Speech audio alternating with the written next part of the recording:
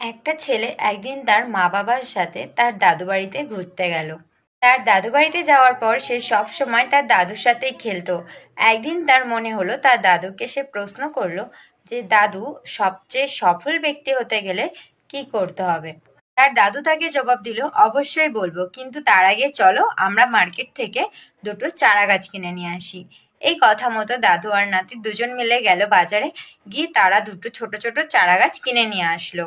তারপর তারা একটা চারা গাছকে লাগালো তাদের ঘরের ভিতর, আর একটা চারা গাছকে লাগালো বাইরে উঠোনে।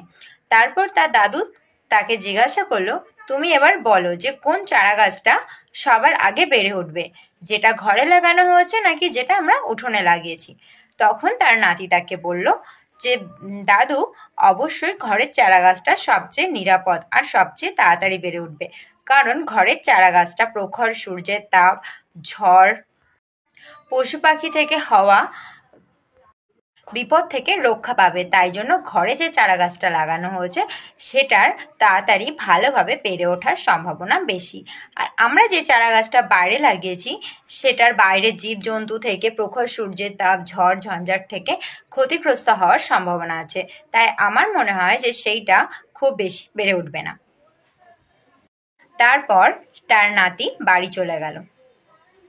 তারপর ছেলেটা 2 বছর বাদে আবার তার দাদু বাড়িতে ঘুরতে এলো।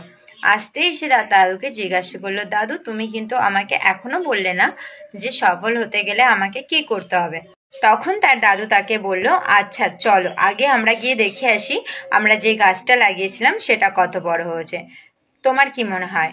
তখন তার নাতি তাকে বলল যে আমার মনে হয় যে গাছটা আমরা ঘরে লাগিয়েছিলাম সেটাই বেশি বড় হয়েছে, তো চলো দেখে আসি।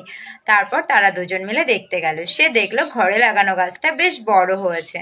তারপর যখন তারা বাইরে এলো সেই উঠোনে লাগানো গাছটা দেখার জন্য, তারা দেখলো যে গাছটা অনেক বড় হয়েছে।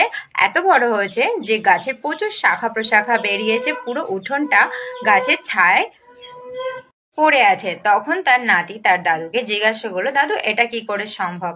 এই গাছটা তো অনেক সমস্যার সম্মুখীন হয়েছে। তখন দাদু তাকে বুঝিয়ে বলল যে দেখো, আমাদেরকে সফল হতে গেলে অনেক সমস্যার সম্মুখীন হতে হবে। তাই জন্য সে আজ এত বড় বৃক্ষ, আর সে কিছু না করেই চাইলে তার শাখা প্রশাখা যত খুশি লম্বা করতে পারে। কিন্তু ঘরের মধ্যে চারা গাছটি সীমিত জায়গার মধ্যে কোনো সমস্যার সম্মুখীন না হয়ে আস্তে আস্তে বড় হয়েছে। তো এই গল্পটি আমাদের এই শিক্ষায় দেয়, কমফোর্ট জোন থেকে বেরিয়ে আসতে হবে আর পরিশ্রম করতে হবে, তাহলেই লাইফে সফল হতে পারবে।